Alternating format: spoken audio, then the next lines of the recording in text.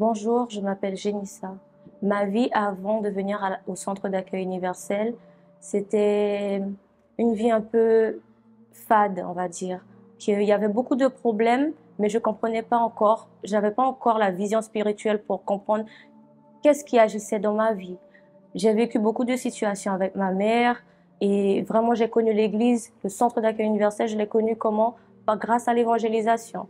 Parce que ma mère, elle a subi une situation au niveau de sa santé et c'est quand elle est sortie de l'hôpital qu'elle m'a envoyée au marché et en retournant du marché, j'ai rencontré des évangélistes qui m'ont donné une invitation.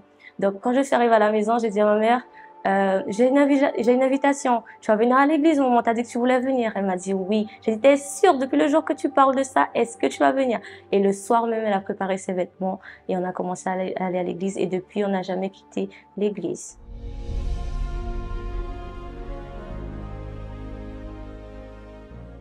Quand je suis arrivée, je m'ennuyais. Je vais dire la vérité. Je m'ennuyais. J'avais pas envie d'écouter. J'étais là parce que moi, j'étais jeune.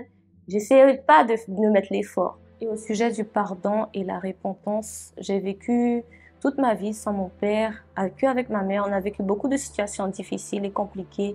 Et l'absence d'un père, c'est vraiment, vraiment une douleur. Surtout pour une fille, une jeune fille qui n'a pas de père. Donc, c'était vraiment, vraiment difficile. Mais grâce à l'église, grâce à ce que j'ai appris, la parole, comment pardonner, vraiment comment c'est nécessaire de pardonner. Parce que si on ne pardonne pas, le Seigneur peut pas vivre à l'intérieur de nous, peut pas vivre à l'intérieur d'une personne qui a encore de la rancœur, qui a encore de la haine pour quelqu'un. Donc ça a été difficile, mais j'ai appris à pardonner. Quand j'ai parlé à mon père, je lui ai dit je lui pardonne de ce qu'il a fait.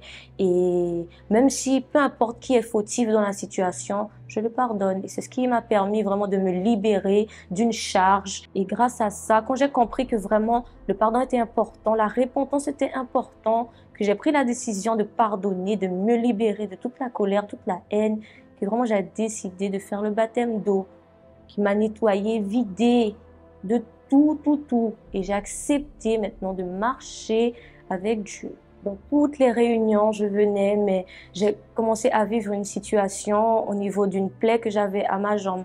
Ça a commencé depuis le début de l'année 2024, vers la fin de janvier, que c'était un tout petit truc, toute petite chose, que je pensais que c'était rien, que ma mère elle a essayé de soigner, d'arranger pour moi, mais ça a commencé à empirer. Mais malgré ça, je me fortifiais parce que j'avais déjà commencé à comprendre la parole qui me montrait que je ne devais pas douter de Dieu. Si Dieu est à côté de moi, rien ne peut m'arriver. Et arrivé la campagne d'Israël, parce que c'était depuis janvier que j'avais ça, et est arrivée la campagne d'Israël. Et le pasteur, il a précisé, il a donné la feuille, il a dit, prioriser le Saint-Esprit. J'ai dit, Seigneur, qu'est-ce que je vais faire? J'ai besoin que ma jambe se guérisse, mais j'ai encore plus besoin de toi. Même si ma jambe se guérisse et mon intérieur, je vais continuer avec une jambe, mais mon intérieur sera vide.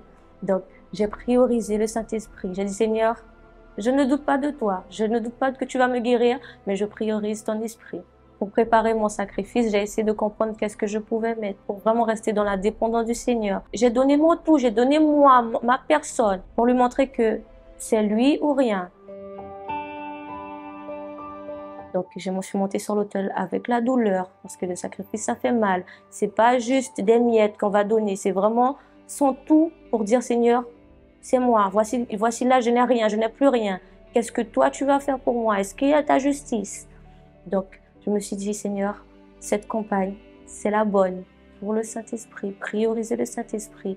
Peu importe les autres bénédictions ou autres, cette campagne d'Israël, ton esprit, je dois la recevoir. Et je me rappelle que le pasteur avait parlé de quelque chose qui avait dit que lorsqu'on a un problème, il faut pas être abattu, il faut être souriant, il faut être forte, il faut pas qu'on voit qu'on est en train de souffrir.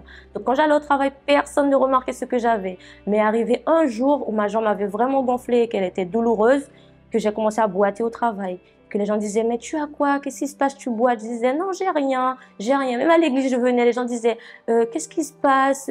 Tu boites? Je dis, non, j'ai rien, vous inquiétez pas, j'ai rien. J'avais déjà déposé ma campagne d'Israël, j'avais déjà fait ma campagne d'Israël et c'était un mercredi, donc arrivant à l'église, première prière d'ouverture, J'ai pleuré comme un bébé, j'ai pleuré, j'ai pleuré. Et puis, je me suis rappelé d'une parole que le pasteur avait dit. Le pasteur avait dit que quand on loue Dieu, on ne doit pas le louer en pleurant. Donc, j'ai essuyé tout de suite mes larmes et j'ai commencé à écouter la parole que le pasteur est en train de prêcher. J'ai cherché le Saint-Esprit. Quand il a dit, cherchez maintenant, à vous de prier, à vous de chercher le Saint-Esprit. Je me suis mise à genoux avec ma jambe qui était toujours enflée, qui me faisait mal. Je me suis mise à genoux. J'ai dit, Seigneur, non, là, c'est pour toi. Et je me suis rappelé de Job, de comment il avait tout perdu. Malgré tout, il était resté avec Dieu. J'ai dit, non. Comme Job, Seigneur. J'ai dit, si j'ai plus de jambes, je vais te louer, je vais te servir, je vais aller évangéliser avec une seule jambe, Seigneur. Si c'est comme ça, non, je ne vais pas sortir de ta présence, mon Dieu. Le diable, il veut me faire douter, il veut me faire m'éloigner de toi, mais je vais pas le laisser gagner. Et c'est là qu'une joie vraiment dans la douleur, vous pouvez imaginer, dans la douleur, une joie est sortie de moi. Je souriais, que je me suis levée de la recherche de cet esprit par terre. Une joie est venue à l'intérieur de moi. J'ai l'impression que c'était la vérité qui se révélait. C'était vraiment, vraiment waouh, waouh, waouh. C'est pas un sentiment, c'est une certitude. C'est comme si tout le temps dans ma vie, je vivais avec un mensonge et maintenant, la vérité était là. Et donc, j'étais confiante et le même moment, ma jambe a commencé à se dégonfler et en arrivant chez moi, le soir même, ma jambe a commencé à sécher, il avait commencé à avoir des petites plaies, des petites peaux qui se levaient et tout. Et arrivant le lendemain à l'hôpital pour le rendez-vous, eh bien, on m'a fait l'analyse, on a retiré un peu pour faire la biopsie et puis on m'a prescrit une crème, mais c'était déjà guéri. Je savais que c'était déjà guéri. J'ai mis la crème et tout, mais c'était déjà guéri. Ça commence à sécher, mais vraiment, vraiment sécher. Il y avait la peau qui sortait. J'ai dit, j'ai gloire à Dieu. J'ai dit, Seigneur, non, tu es vraiment, vraiment, vraiment, tu es le Dieu que tu dis que tu es. Parce que là, pour me montrer que même si c'était une soif, je disais, Seigneur, c'est toi. Je veux, même si j'ai plus ma jambe, c'est toi. Je peux ne pas avoir ma jambe, c'est toi. Je ne veux pas m'éloigner de toi, aller dehors, aller souffrir. Et j'ai pas beaucoup souffert dans le monde des choses horribles, horribles, horribles. Mais le combat qu'il y avait pour moi, c'était fort. Le combat qu'il y avait pour moi, c'était fort et le Seigneur a gagné. Je suis avec lui et je ne sortirai pas. Vraiment, ça n'a pas été facile, mais aujourd'hui, je suis baptisée du Saint-Esprit. Je suis guérie, je suis bien, je suis en paix. Et je suis ressourcée, j'ai cette source de vie qui est à l'intérieur de moi, qui se renouvelle tous les jours. Tous les jours.